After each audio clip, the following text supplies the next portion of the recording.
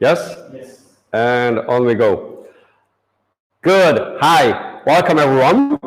Pleasure to be here at the live edition of the 2023 Economists AD6 webcast. This is András Baneth live from Brussels. And it's my pleasure to have Alex in the background, whom you don't see, and then Agi and Balázs over in Budapest, who are providing the technical support, and then Rita, who helped us put the whole event together. So with that, we have about 1 hour to discuss an extremely exciting opportunity, which is the new AD5 Economist competition. And the reason why it's so unique is because it's the first in the line of hopefully many new exams under the reformed, updated, more streamlined EPSO selection process. So with that, if you bear with us, we will cover a lot of ground. We're going to walk through the entire process, how that works, the different nuts and bolts, and I'll try to give you a bit of context, how that compares to the previous way EPSO ran its competitions, though with a little asterisk, because certain competitions that were launched before summer 2023, so before this one, there are still quite a few that are in the pipeline that are now being kind of phased out or being completed as we speak. But this is a brand new way of selecting candidates and selecting future EU officials, though not that radically different, but I'm going to point out what the differences and the parallels are. So with that, let's get started, and hopefully the sound works and the audio works and everything works. So I'm looking from the corner of my eye if there's any indication that this may not be the case, but it seems everything is under control. So wonderful. And we typically do a little quick check and to get you familiar with the chat box, to type into the chat box where you are joining us from if you're listening to this edition, the live edition right now. It's at 12:30 on Monday, June 26, 2023. So type in the chat box where you're dialing in from, and then make sure that there's a good team spirit and community spirit. And that is the chat box where I encourage you to put your questions into, which I'll try my best to answer. Agi will be feeding those to me on my secondary device, so I'll stop from time to time and make sure that I can address all the questions that there are out there. Those that I cannot address, we're going to come back in a memo or a follow-up form. With that, a couple of housekeeping points. So if we could have the slides back. Well, you probably know that I belong to the EU training team, and I'm one of the co-founders, the two co-founders of the company. And you might know the Ultimate EU Textbook, which I not so subtly placed behind me as a subconscious feeding into the sales, and to put that front and center, that the new edition has just come out a couple of weeks ago, the 2023 AD edition of the Ultimate EU Textbook. Now, in case you missed something, as I said earlier, we're going to share the presentation, we're going to share the transcript, and we're going to share the video recording of everything that you see now. But certainly staying here at the live edition gives you the opportunity to ask questions, which I'm trying to answer as we speak. And also, we are going to be sharing a special discount code in the end if you stay on till the end, which I hope you will. So with that, about our company, just really in a minute, in a nutshell, in case you are new to EU training, what are we offering for EPSO candidates and those who are interested in EU careers? Well, we try to offer everything that you might need. We have a huge community of users, of clients, of customers. Over the many years we've been in business, over 15 years that we're doing this. Now we have lots of webinars. We have lots of followers or members in the different Facebook communities. And then there's a huge question database that we're constantly updating and making sure that it corresponds to the expectations of the EPSO competitions and the exams, especially the new ones. So right now we are actually we are available, or we have uploaded very recently a huge batch of economist practice questions segmented according to the 3 different profiles that this particular competition makes available. So as we go along with the different types or different sub-profiles that are available, just I want to highlight that we have a huge number of practice tests, multiple choice tests, specifically in those particular fields that you can use.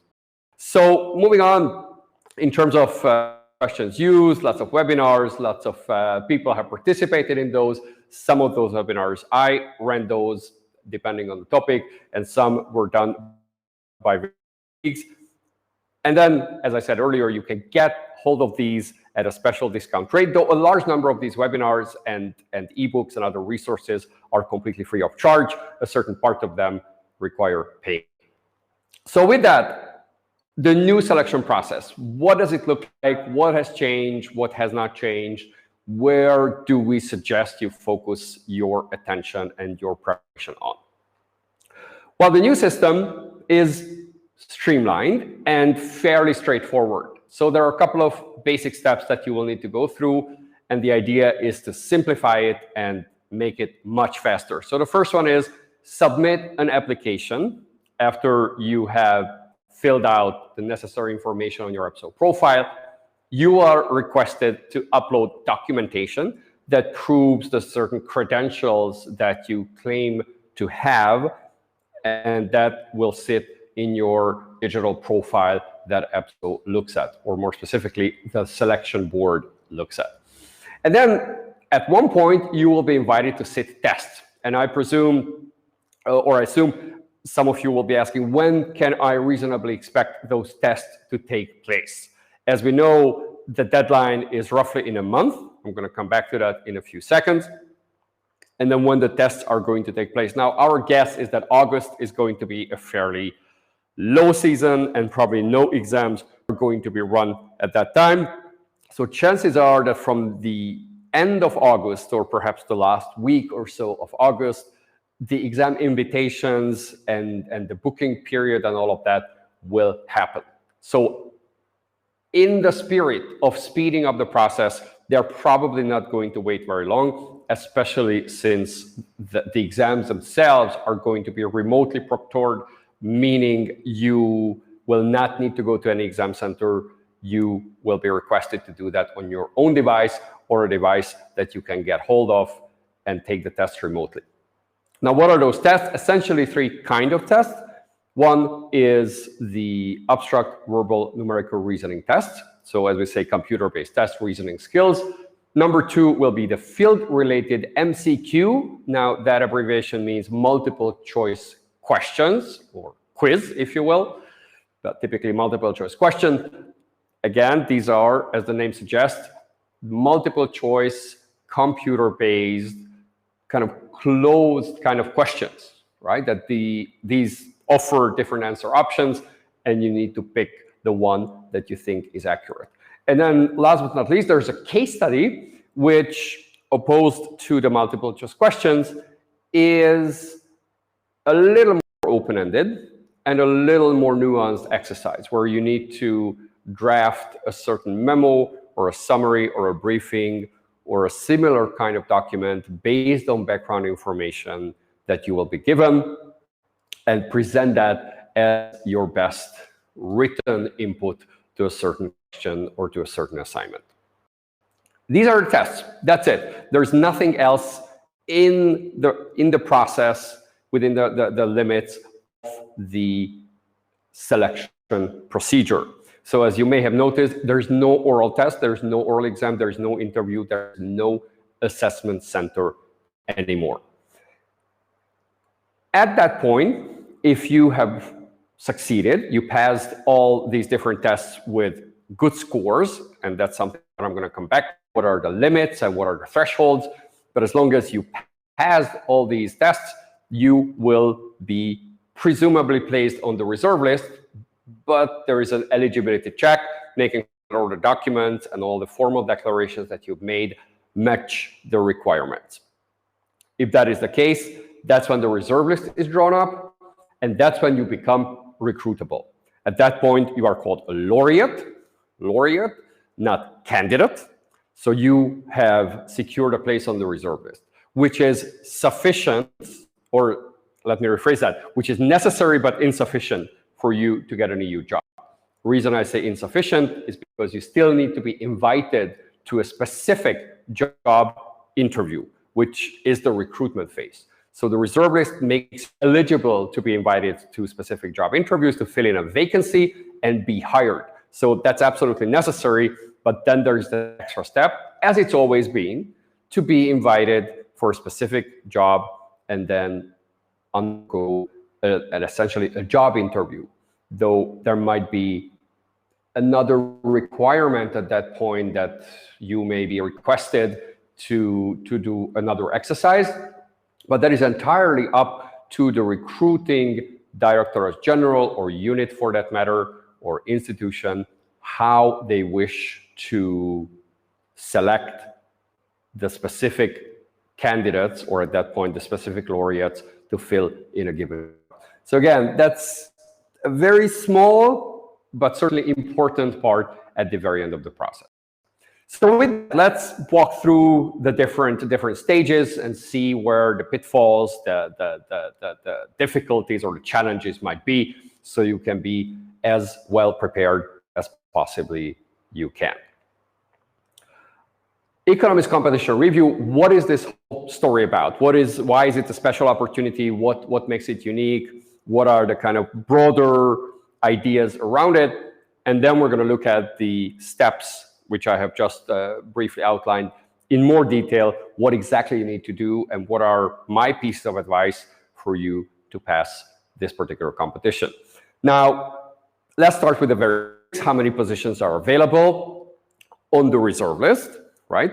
Important to highlight, because we're not talking about specific job vacancies, because that's a little unknown at this stage. We don't know exactly how many specific job vacancies are going to be. Now, certainly, the number of places on the reserve list are closely correlated with the expected, with the anticipated needs of the institutions after 6 months, or broadly when that competition is finished. But we're now talking about how many places there are on the reserve list per set.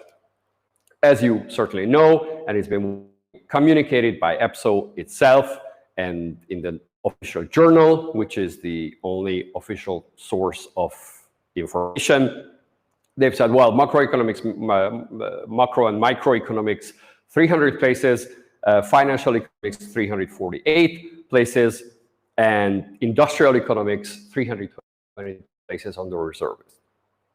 This is huge.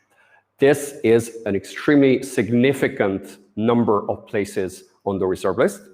So that already in and by itself is rather unique compared to earlier competitions. There is a little context to be shared there, and that context is, well, basically two comments.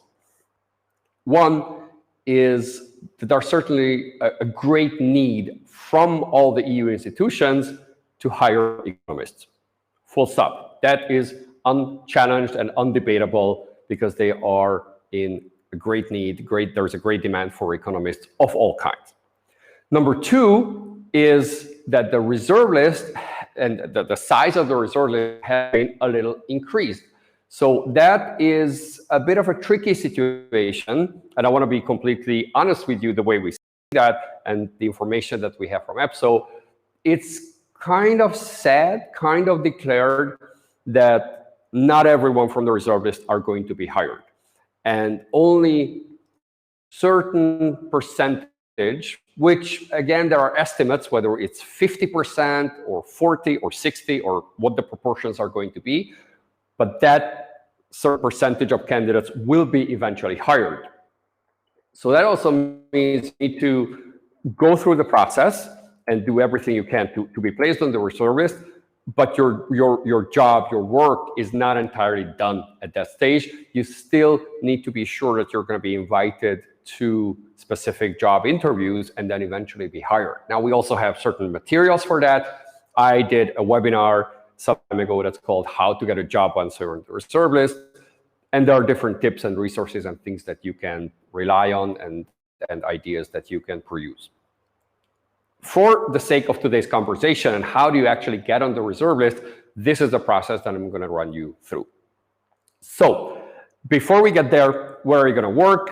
Seems like a technical matter, but certainly of great concern, especially to those who are with the EU institutions in one way or another, because they are temporary agents or contract agents, or they are already in Luxembourg or Brussels. Well, that's essentially Brussels and Luxembourg, the place of work. There could be some exceptional cases or some rarities, maybe at an EU representation or EU delegation outside of the EU. But then again, is not the main rule. And at the moment of you being hired, basically it's going to be Brussels or Luxembourg, depending on which EU institution or which director general within a given EU institution you're going to be employed at. Which institution will hire you? Well, officially there are 9 EU institutions, and that includes the European Parliament, the Council, the European Court of Auditors, the Court of Justice, all the way to the Data Protection Supervisor's Office and the European Ombudsman's Office, which are relatively small institutions, but again, from a legal sense, they can also hire you. But the main ones are really the ones on the screen, and legally speaking, any and all of these institutions can pick candidates, or at that point, laureates, from the reserve list, usually subject them to an interview, and then make a hiring decision. What are you actually going to do? Well, aside from deleting emails all day, you're probably going to be doing real substantive job as an economist. Now, we have 3 different profiles, so there are differences between what exactly those profiles entail, whether you work at DG, the Director General for Competition at the European Commission. It's going to be rather different from you perhaps working on taxation and fiscal matters at the Commission, or working at yet another aspect of economics at the European Court of Auditors. So there are quite a bit of a difference, and all those duties and the ideas that's listed in the annex of the Notice of Competition, where you can find a pretty accurate and a pretty broad description of the kind of duties that will be requested of you when you get into these jobs. Now, one very important thing that you can take away from this is not so much on what you are going to be doing once you're hired, but it informs you what sort of topics, policy areas, or kind of knowledge you need to revise when preparing for the competition itself. Because based on the duties and based on the profile description, it informs you fairly well what they have in mind, they being the European Personnel Selection Office and the Selection Board in particular, what they have in mind for creating the knowledge, the field-related tests, the multiple choice questions that I spoke about earlier. And that informs you what you may need to repeat or revise or learn when you are preparing for the competition. So beyond the actual job description, it's a helpful resource for you to know what will be expected of you during the exam itself. So going back, a couple of examples we have listed, by no means comprehensive, and certainly you want to look up the Notice of Competition and see exactly what will be expected. But say for micro and macroeconomics, you have analysis or analyzing the economic impact and performance of EU budget and its programs, or to say financial economics, drafting analytical policy and legal documents, and so on. Or for industrial economics, you have applying economic analysis to competition cases. So again, this is far more than that. Look it up, and I think we will reference that as well. And in the various publications we put out, you can easily find all these materials in more detail. Let's look at the practical side of the selection procedure, and let's look at what exactly you need to be aware of to maximize your chances. Well, you need to make sure that you're eligible. That is really a must when it comes to the whole procedure. Given the expected number of applicants, which is probably going to be in the thousands, at every step you want to be sure that there is no error, or you didn't click the wrong button, or you didn't fill in the right form, because it's very easy in metaphorical and in practical terms, very easy to disqualify you for one reason or another, given the sheer number of candidates. So are you eligible? Well, you need to have EU citizenship, so one of the 27 EU member states. You need to have completed military requirements, if that's compulsory in your country of citizenship, not of residence, but of citizenship. Well, if you're a permanent resident, that might also be something to be mindful of. And then number 3, meet the good character requirements that the job requires. So probably you don't have a criminal record or other kind of transgression that may play to your file. These are the formal, very basic criteria that is pretty much common to all competitions that are put out there. What else? Well, what else is the more specific, more unique, more personal criteria that is expected of you? So certainly there's the language part. What languages do you need to know? And essentially it's one of the EU's 24 official languages and English. So that's broadly speaking the rule, but we're going to take a closer look at that in a moment. And you also need to have the right qualifications and work experience to make you eligible for this particular competition and eventually the jobs that they can lead to. So what does it mean? First, let's look at the languages. The language rules are somewhat tricky, and those of you who've been following EPSO competitions and EU careers would know that this is a legal minefield, partly because of the sensitivities that are around languages, and basically based on that, there have been many court cases over the years where some competitions were even canceled because the language regime was just not legally sound and it couldn't be justified properly. So if you read the notice of competition for this particular exam, you will note that there are a lot of explanations there of why English is chosen for certain tests in this competition, but not other languages.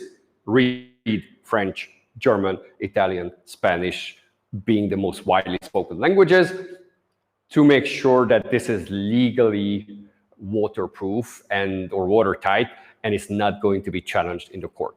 So 2 languages, 2 official EU languages.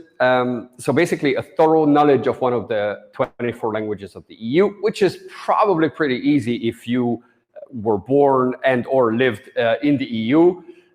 One of the 24 languages, some languages are not among these official languages, even though they are widely spoken, and it might be Russian, and it might be Luxembourgish, or it might be some other languages. But certainly even languages like Gaelic, Irish, or Maltese, and all the other languages spoken in the member states, I mean the official ones, would be among these 24. And then you have English. What they say is good command, right? Like, what does that really mean? Well, certain tests need to be taken in English, as we will see in a moment. So good writing skills in English and a good comprehension, so good understanding of English, especially when it comes to the field-related tests. And the qualifications. So what about qualifications? What degrees, diplomas, and whatnot you need to have? Now, it might look a little complicated at first glance, but it's actually pretty straightforward if you look at the details. There are 2 scenarios. Scenario A is that you have 3 years of degree, a degree that took you 3 years to obtain. Well, officially, it's a 3-year program, let's put it that way, because if for one reason or another you didn't complete that in the time assigned to it, that's a different story. But it's a 3-year program, essentially a BA degree, followed by 4 years of relevant work experience, right? Like 3 plus 4. And the other scenario is the exact reverse, where you have 4 years of, like a 4-year program, 4 years of studies, followed by 3 years of work experience, relevant work experience. And both words are actually pretty important. So it has to be relevant, and I was really accurate by saying work experience, professional experience, which is a little broader than that. It's not purely the work one, and there are lots of explanations and words on is a traineeship or a paid traineeship part of that? Or what about having a compulsory compulsory practice or compulsory internship that is part of the program, how does that play into this particular frame? So they have certain indicators of what constitutes time. What is the clock actually ticking for the purposes of this particular professional experience? So that is something you need to look at if your situation is not entirely clear. If, let's say, you went into employment right after obtaining your degree and you worked at least 4 years in a highly relevant, for the purposes of the competition, highly relevant position, very clear situation. But I know from experience that many candidates have really diverse experiences, and they may have passed a certain time working as a freelancer, but then they become employed, but then they become a teaching assistant. So there's quite a mix of experiences that may or may not play into this particular time frame. So going back, what other requirements do you have? Essentially that. So you have the formal citizenship, military, good character requirements. You have the linguistic, so one of the 24 plus English. And then you have the work experience and the studies, 3 plus 4, 4 plus 3. So I think it's pretty straightforward and quite manageable. Now, there certainly could be room for certain evaluation or different takes on your degree or on your work experience. So we put here a couple of examples, again, based broadly on the guidelines and the requirements in the notice of competition.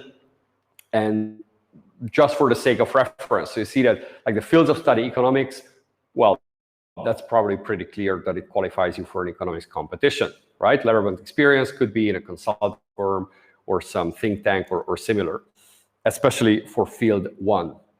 And then you say, other studies would also qualify you. So mathematics, for instance, again, it's not strictly speaking economics, but relevant to just like statistics or business studies or finance or accounting. So again, the word economics does not appear or may not appear in the title of your degree, but in more substantive terms, it's highly relevant, so it will qualify you for that. And then, if my clicker complies, thank you, Alex. Field of studies, again, for field 3, economic statistics, very similar concept, making sure that in substantive terms, it corresponds to the tasks, the duties, the description of that particular field.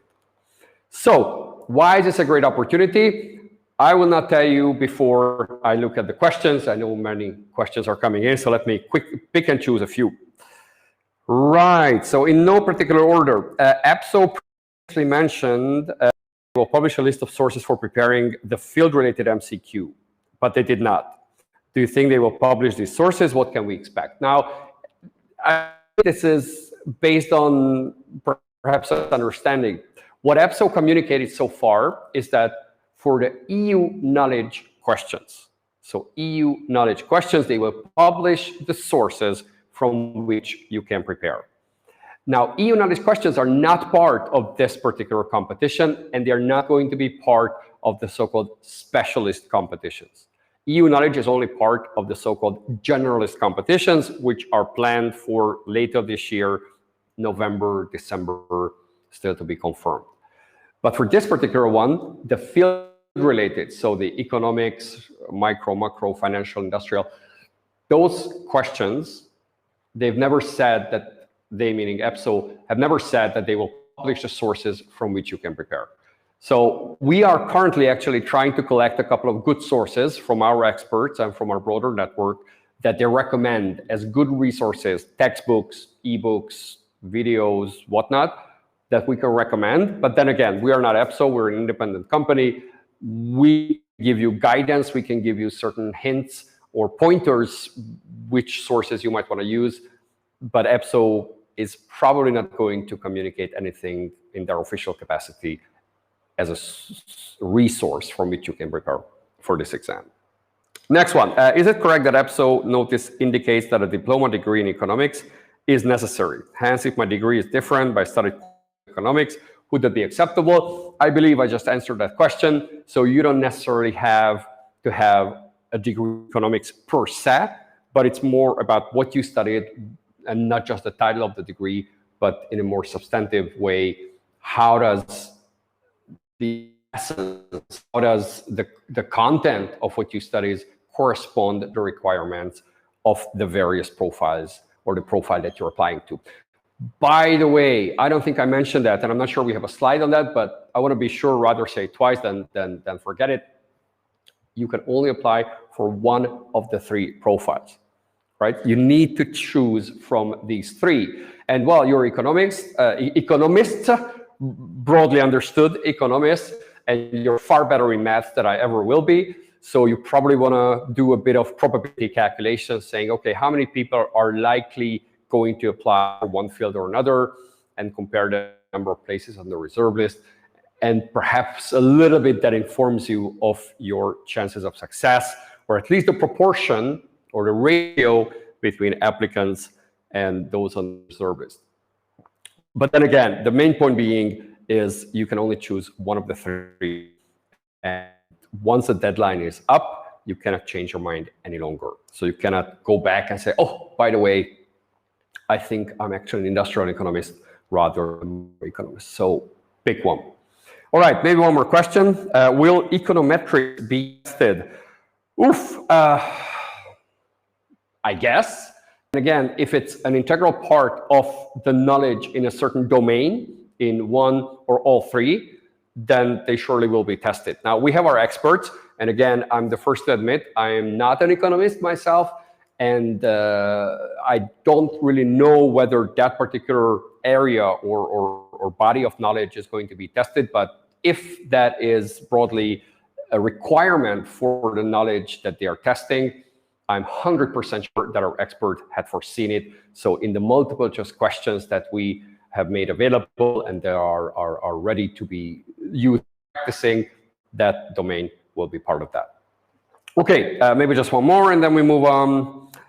The absence of a talent screener means that a person with 3 years of experience has the same points of one with 20.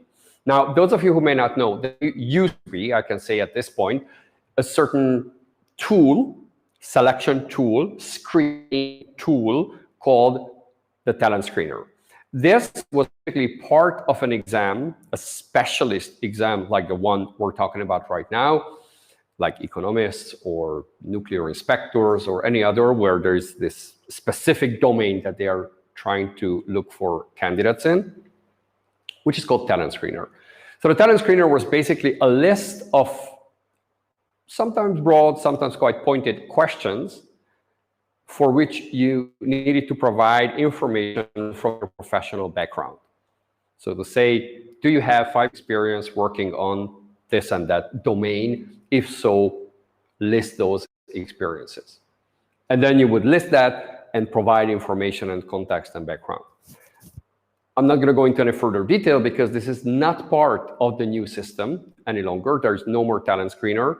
So to answer this particular question, well, yes. So your specific background, profile, work experience only is only relevant to the extent, to the degree that it qualifies you to meet the formal criteria.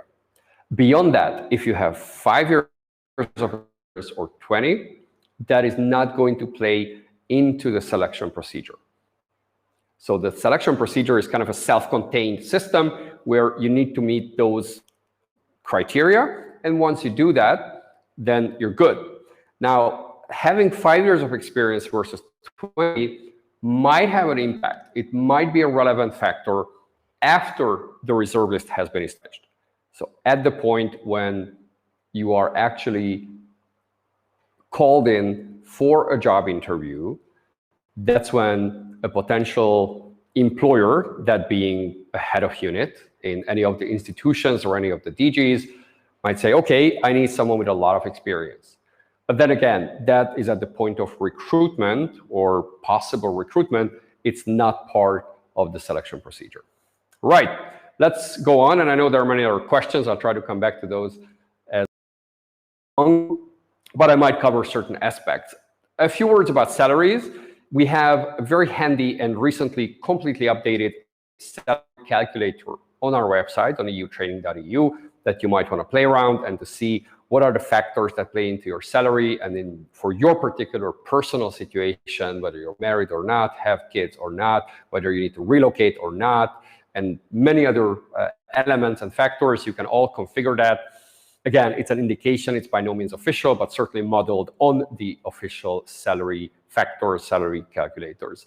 And we actually, I think there's maybe the next, we did a simulation of what your potential salary would be. But before I get there, to emphasize, it's not just the salary part, but there's a very comprehensive health insurance that you are given as a future EU official, and then access to European schools if you have kids in the language of the parents. And again, if it's multilingual household, there are different rules that apply, but that is certainly available.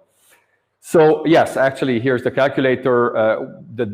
Some of the factors that play into this, we fed that into our own system, and the result is actually a pretty good, I can say, which is, yes, 7,900 euros, and that's a net fee. So again, depending on your Northern Europe, Southern Europe, Eastern, Western, this can have different value.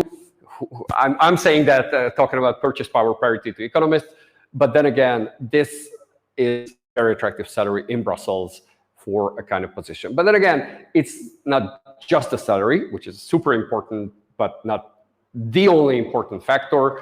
There's also the idea of working for an international institution, international organization, though that term is not something that the EU likes to label with.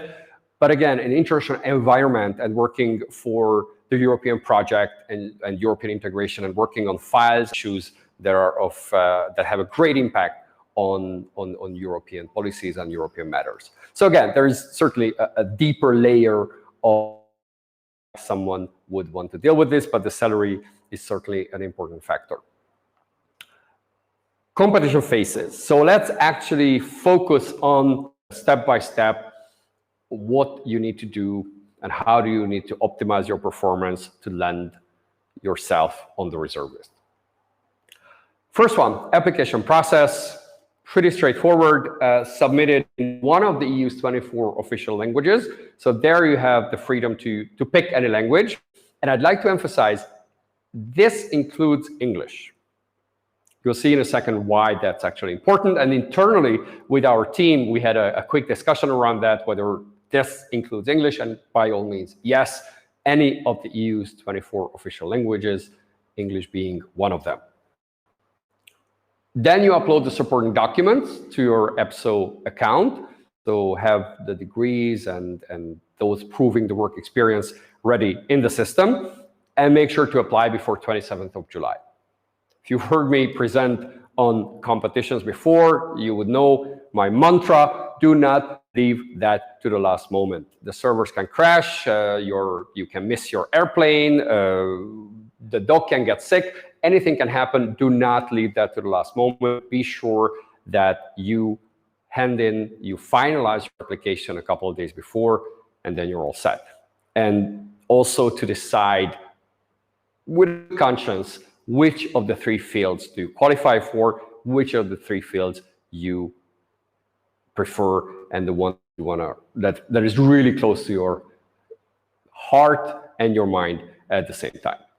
So once you've done that, all good. And by the 28th of September, you need to have uploaded all the supporting documents, right? So the reason I suspect, and this is not something I thought about before, but now as I put this together, I'm thinking it's partly because many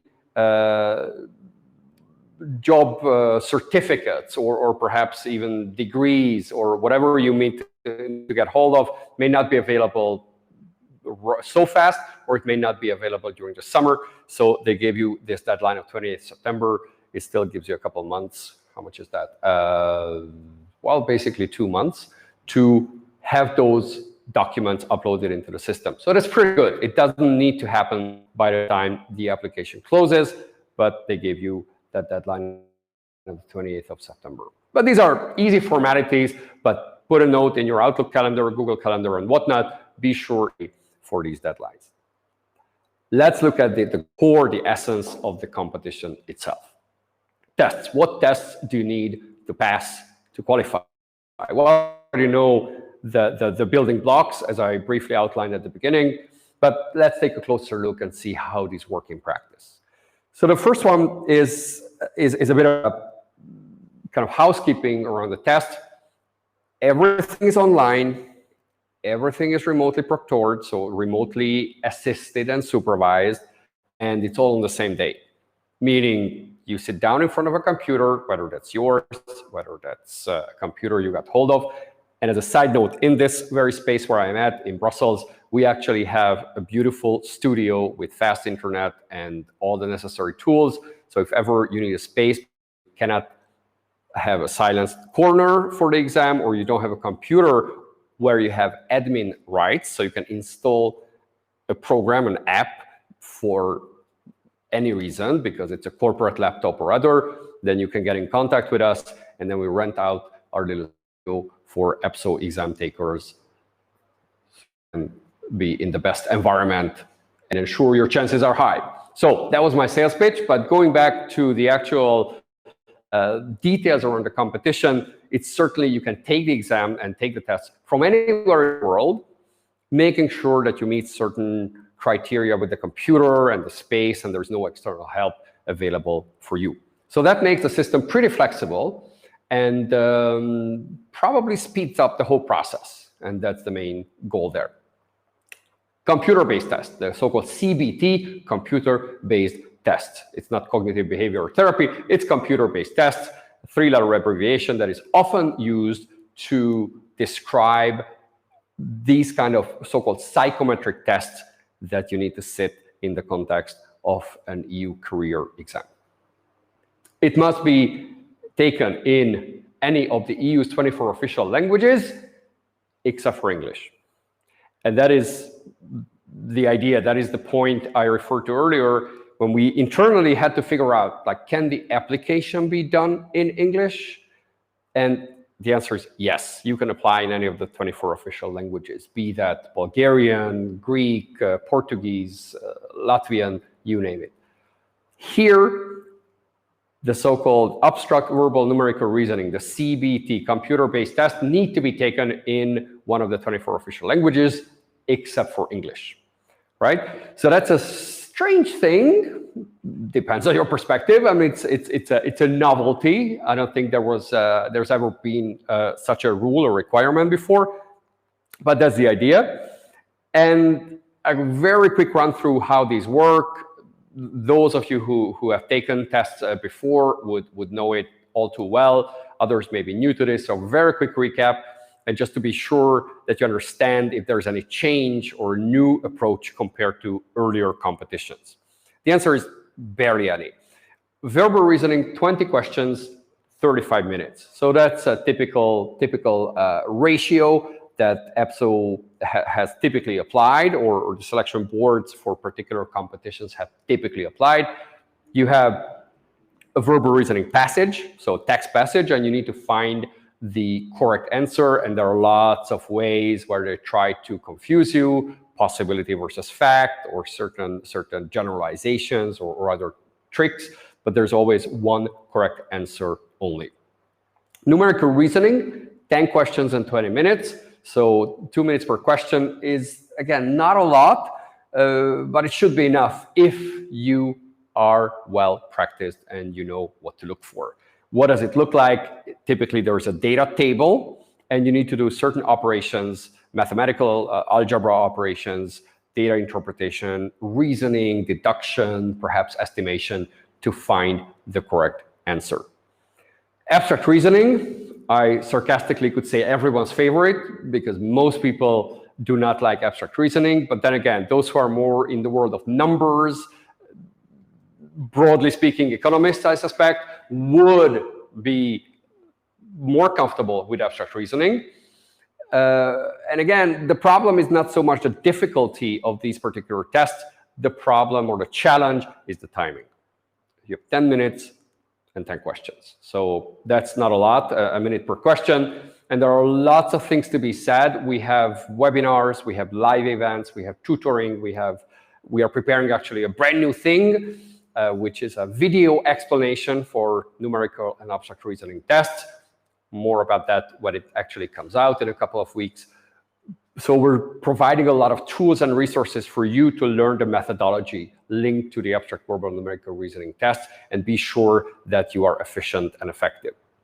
Again, you have these cryptic charts and different drawings or images, and you need to find the next one in the sequence. So what's the takeaway here? You have these tests, the abstract verbal numerical reasoning CBT exams or tests, though the T already says it's a test, and it's actually pass-fail. So it's you either pass or you either fail. There's no ranking among the candidates, right? So you only, and I'm using air quotes, only need to pass that. The trick is, especially for numerical reasoning, if it complies with my clicker, numerical reasoning, you need to have 60%, right? Like 6 out of 10. So it's not a 50% pass-fail, but it's 60% of the answers have to be correct for you to pass the numerical reasoning. For the verbal and the abstract, interestingly, it's a combined pass mark. So abstract could be far lower and verbal high, or the other way around. The point is, out of the total of 30 points that you could theoretically achieve or get, you need to collect at least 15. So that is, again, not that extremely difficult, but it's not something you want to fail. You want to be absolutely sure that you jump over this hurdle with a lot of confidence. To emphasize the point, there is no ranking, right? Just I want to say that again, because compared to earlier competitions or different ones, that was typically the rule. Here, it's ultimately a pass-fail scoring. What about the field-related multiple choice? So field-related being, depending on whether your profile or field 1, 2, or 3, in this particular competition, the 3 options that you had to choose from, there is a multiple choice quiz to test your field-related knowledge. And that has 40 points in total. 40 minutes. You have 40 minutes to pass that. You can have 30 points in total. And the pass mark is 15 out of 30, but it really doesn't matter because there's a ranking. So candidates will be ranked based on the accuracy, based on the score that you get in this particular exam. So given the sheer number of candidates, it doesn't matter whether the pass mark is 15 or 10 or 20, because you probably will need to have 24, 25 or similar points out of 30 to qualify for the next stage in this competition, or at least to stay in the competition. So you need to have the pass-fail of the abstract verbal numerical. Then there is the field-related with ranking. And by the way, this is in English, as opposed to the abstract verbal numerical. This is in English. And what else to be said? That's pretty much the idea. That's pretty much the idea. Again, it's multiple choice. It's not open-ended. It's not interview. It's really clicking the A, B, C, D options on a computer.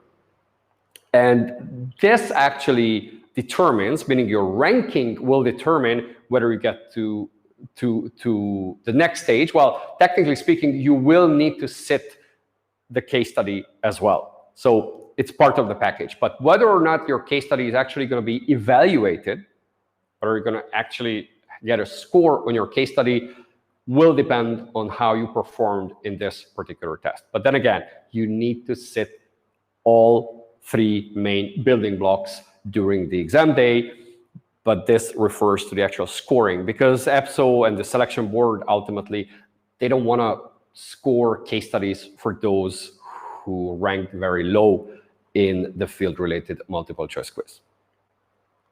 So what about the case study? The case study duration is not known. It's not being communicated. Perhaps there's still thinking inside the selection board of what exactly the timing is going to be.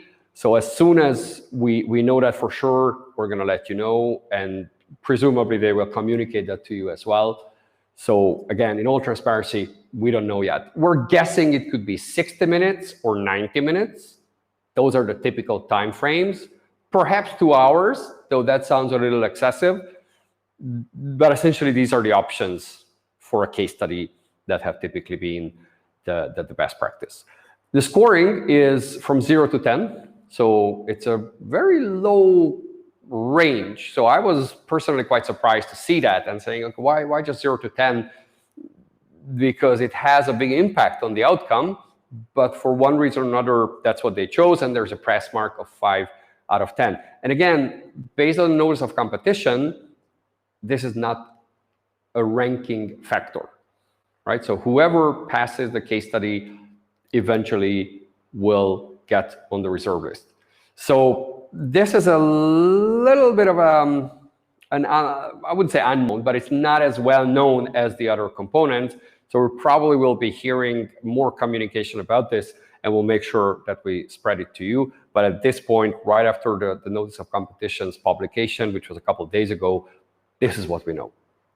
So again, case study has to be written in English. So your written English needs to be good. And there's no ChatGPT plugin for the app or the other. You really need to sit there and type and make sure that the formatting, the arguments, the structure, the vocabulary, all those building blocks are in place.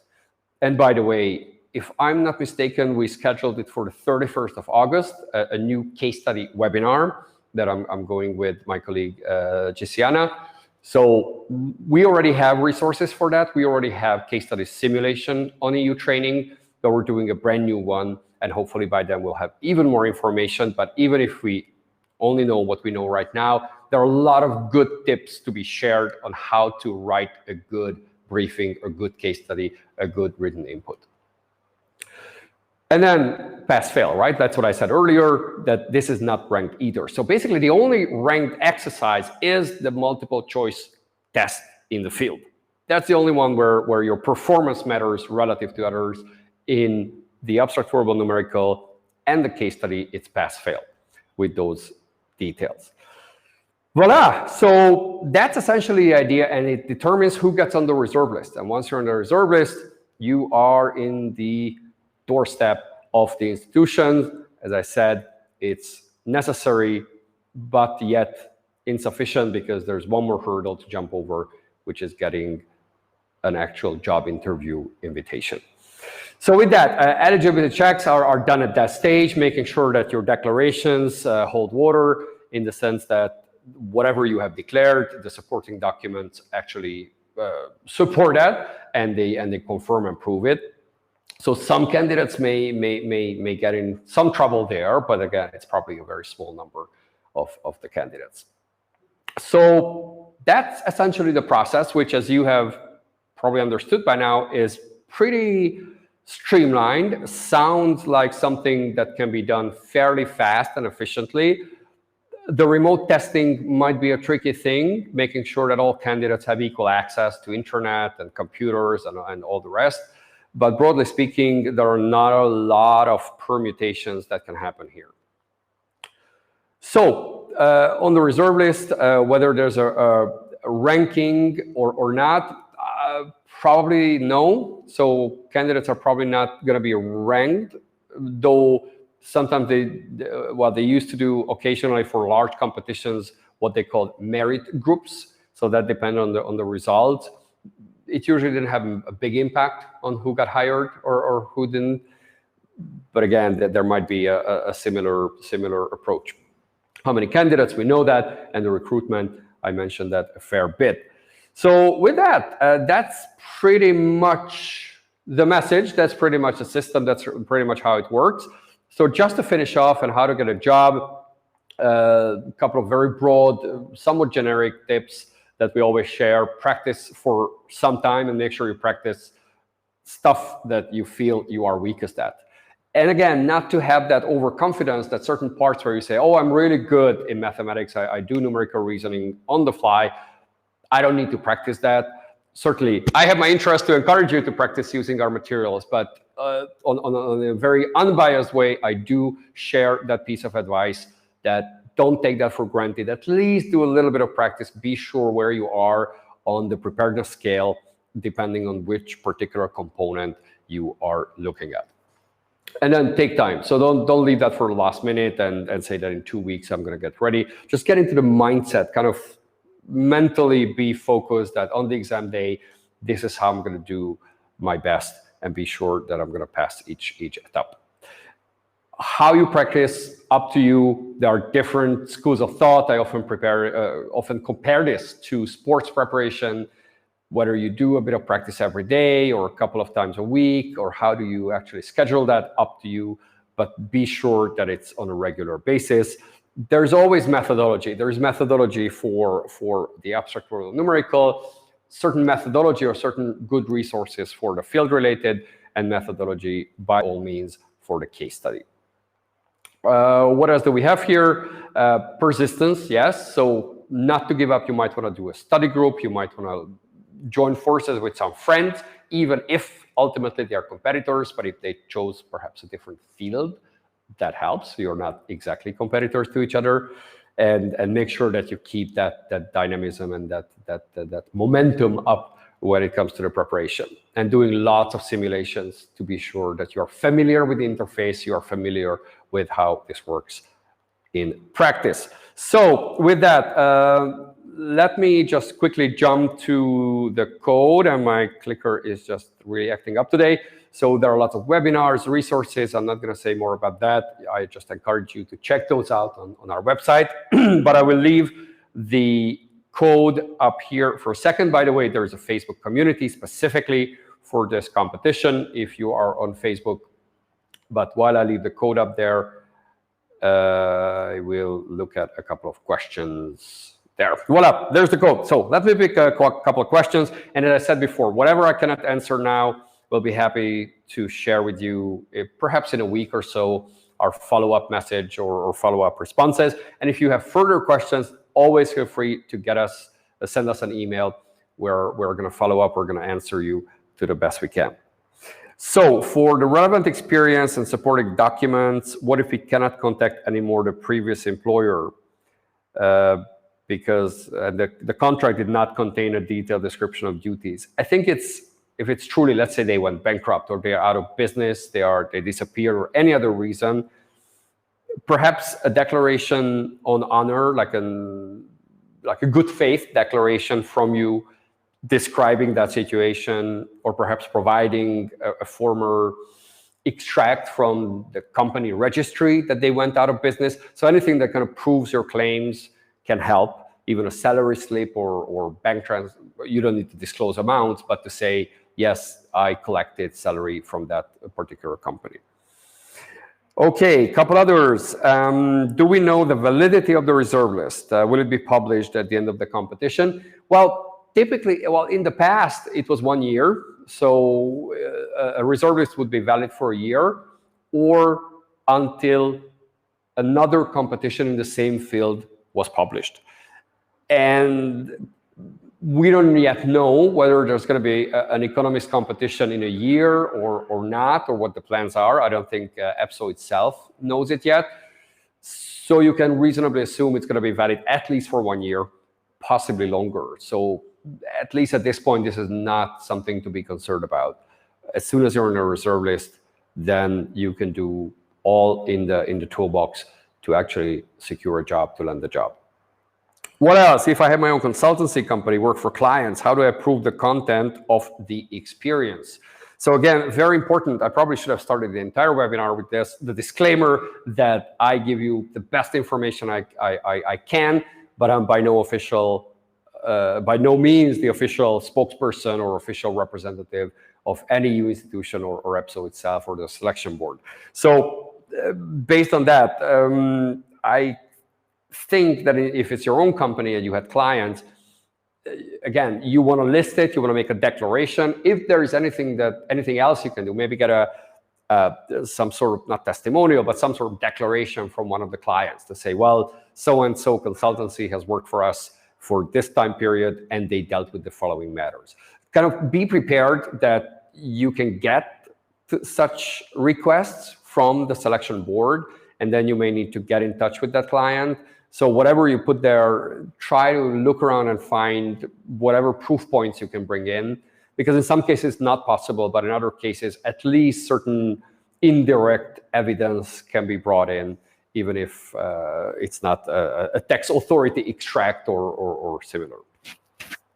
Right, you didn't mention the exception for people outside the field. Can you please expand, provide some examples? People outside the field, I guess you refer to those who have not graduated from economics, but from other areas. But I think we briefly touched upon that. If you have something else in mind, then please send us an email. I will look into the specific context of your question. Are the questions for the field-related multiple choice going to be theoretic, academic, or can we expect some applied exercises or problems or aspects of EU economic policies? Now, our understanding is that it's not going to be, what is the word, applied in the sense like problems, as you would say. So it wouldn't be like a numerical reasoning kind of thing that putting up some formula and saying calculate the whatever unemployment rate based on the following details. So it's in that sense, it's going to be theoretical. I mean, highly practical, of course, when they might ask about certain formulas, certain concepts, certain notions, certain policy issues, again, framed in the EU context and not just any kind of high-level things, but in the EU context. So it could be related to the euro, it could be related to country-specific recommendations. It could be even linked to certain processes in the context of the budgetary procedure, for that matter. Again, depending on which field you are in. Say, field number 3, industrial economics, there could be questions broadly linked to competition policy or similar. And then I know our time is almost up, so maybe one more question I'm going to pick, and then we'll finish off. In the application form, motivation, contribution to the EU, there's a question: in which role could you best contribute? Which roles are we talking about? Can you give some examples? Perhaps fairly high-level categories come to mind: analyst or policy analyst, or perhaps someone who is more proactively advising the policymakers on which way to go. So maybe it's the Joint Research Center where it's much more research-driven and feeding into the broader thinking on certain political matters, or to say, I'm interested in shaping the state aid policy in the EU by providing macroeconomic analysis on this and that field. I don't think you need to put too much thought into that. Certainly be honest and make declarations that you truly believe in, but it doesn't really have any practical impact. It might be looked at the point of recruitment, when they say, okay, what did this person say about their motivation and how they approach it, but it doesn't truly impact the selection process that we are looking at right now. Well, with that, thank you so much for all of those who stayed on, and I think I have a sign-off slide or a thank you slide somewhere with our email address. A big thanks to everyone who made this possible from our team, and in Brussels and in Budapest and everywhere in between. Thanks so much for being here. Much appreciated. If you have questions, reach out to us, get in touch. And we are monitoring this very closely, especially since it's relatively new and changed and certain things have been reconfigured on the EU side. And we're going to be communicating those findings to you in a tips and tricks article or follow-up emails or in other forms. So we try to be helpful. We try to contribute to your success, but the real effort needs to be done by you. Take it seriously. There's going to be lots of candidates, probably thousands. So it's going to be a fierce competition. For you to succeed, you need to put the work in. So with that, thank you so much for being here. Much appreciated, and to be continued.